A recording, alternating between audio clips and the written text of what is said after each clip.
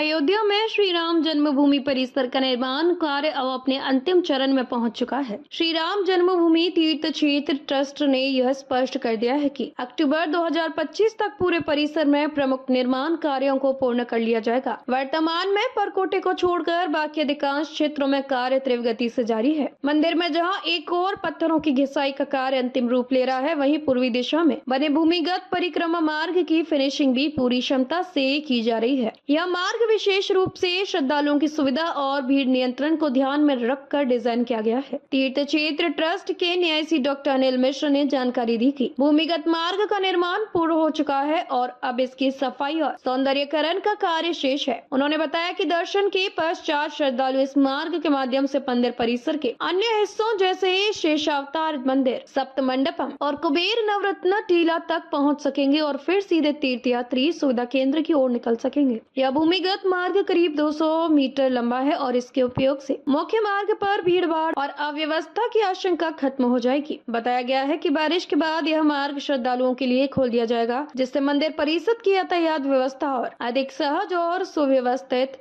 हो जाएगी।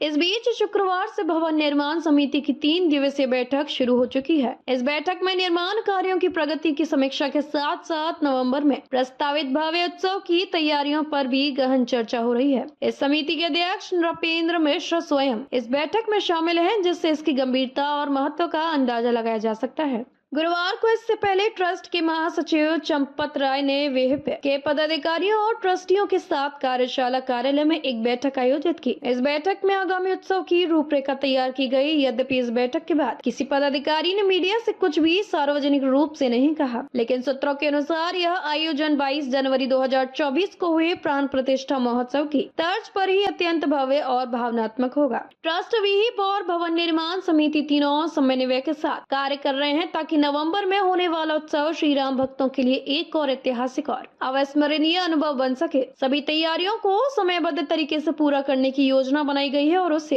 युद्ध स्तर पर कार्यान्वित किया जा रहा है। इस समूचे आयोजन का उद्देश्य न केवल मंदिर निर्माण की पूर्णता का उत्सव मनाना है, बल्कि देश और दुनिया भर के राम भक्तों को एक बार फिर से एकजुट कर भक्ति और संस्कृति का अद्वितीय संगम प्रस्तुत करना है। श्री राम मंदिर की यह यात्रा केवल ईंट और पत्थर की नहीं, आस्था, प्रतीक और परंपरा की कहानी है, जो अपने सबसे सुंदर अध्याय की ओर बढ़ रही है।